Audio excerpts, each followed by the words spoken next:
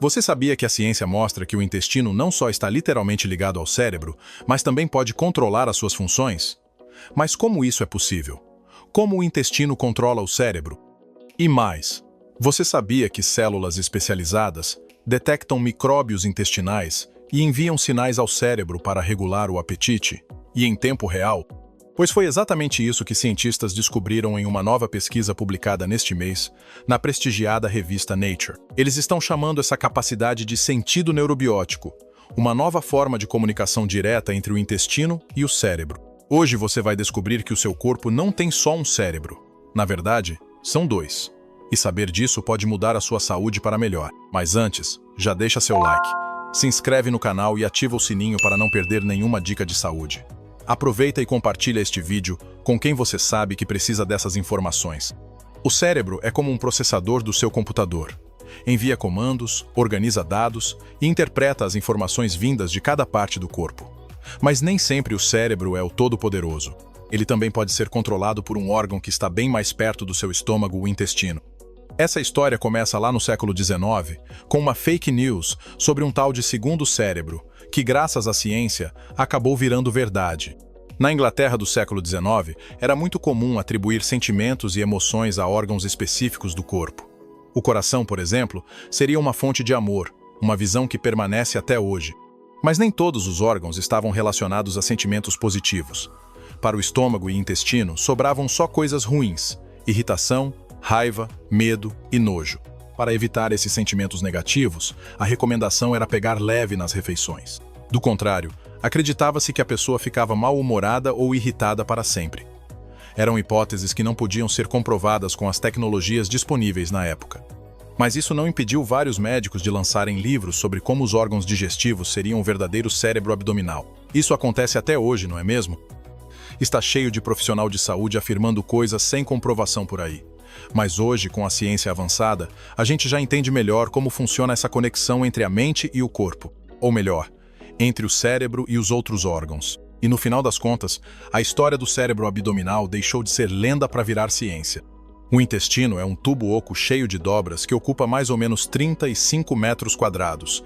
É o tamanho de um apartamento pequeno de um quarto. Quando você almoça, o alimento passa por toda essa área, não fica um grão de arroz sem entrar em contato com o intestino. Isso otimiza a absorção dos nutrientes. Enquanto isso, células especializadas do intestino liberam cerca de 20 hormônios.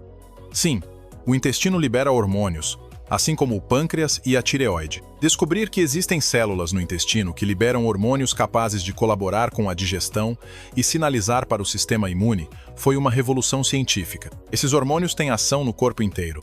Um deles, o GLP-1, envia ao cérebro o aviso de que os nutrientes estão a caminho. E ao receber esse aviso, o cérebro interrompe a fome e gera saciedade. É uma forma de comunicação lenta, mas eficiente ou quase. Mas agora os cientistas foram além. Descobriram um sistema ainda mais rápido, batizado de sentido neurobiótico.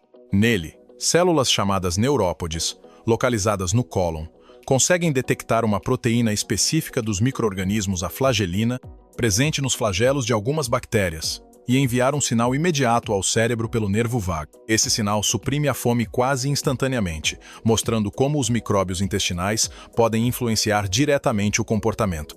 E mais, quando os pesquisadores bloquearam esse receptor específico, o TLR5, em camundongos, os animais continuaram comendo e engordaram. Ou seja, sem o sinal microbiano, o cérebro não recebe o aviso de "chega" e o apetite não é freado. Comenta aqui embaixo se você já se sentiu irritado ou desanimado justo no dia em que seu intestino não estava funcionando bem. Coincidência? Nada disso. Existe uma rede de neurônios espalhada pelo corpo que se conecta diretamente ao cérebro com sinais elétricos que viajam mais rápido do que o piscar de olhos. É assim que seu cérebro registra quase que imediatamente quando alguém te belisca. E do mesmo jeito, ele recebe sinais instantâneos do seu intestino. E o intestino é especial nesse quesito. Ele contém de 100 a 500 milhões de neurônios, perdendo apenas para o cérebro, que tem 86 bilhões. Por isso, é conhecido como o segundo cérebro. Então não é mentira? É isso mesmo que você ouviu.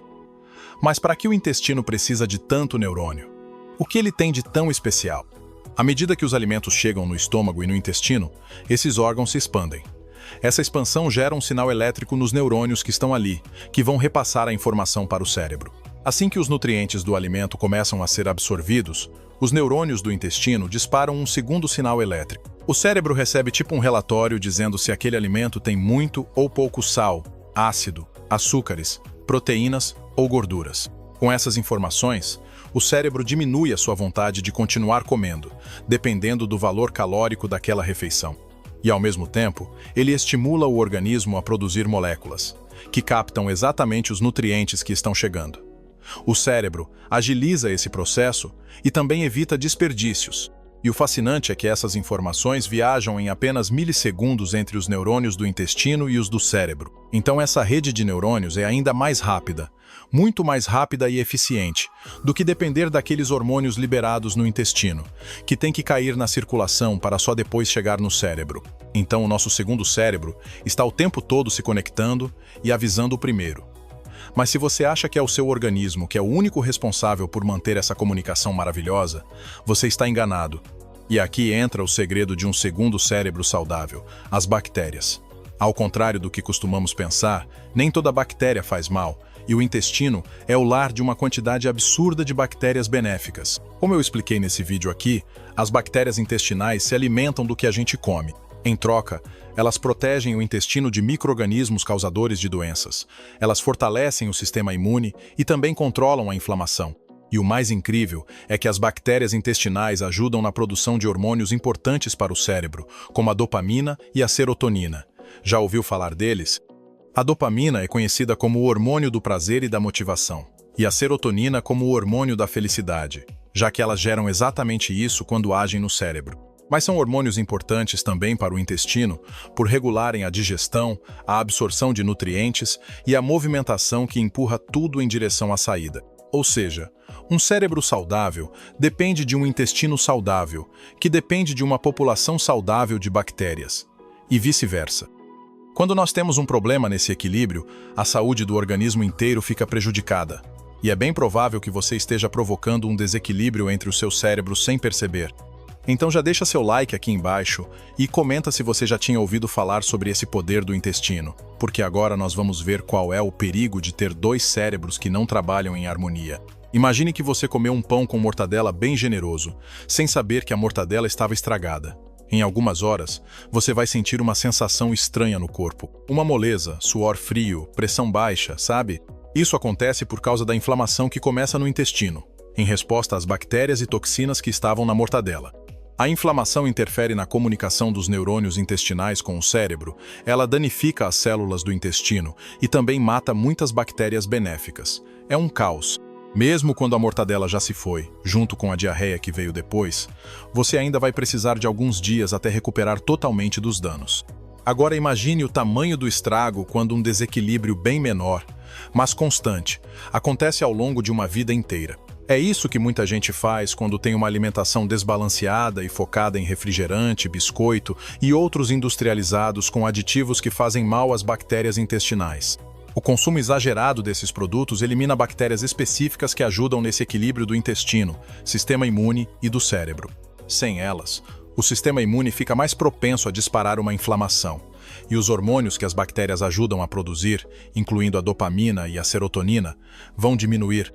Em ratos e camundongos, a falta de produção desses hormônios no intestino gera muitos problemas, incluindo problemas neurológicos muito parecidos com a depressão.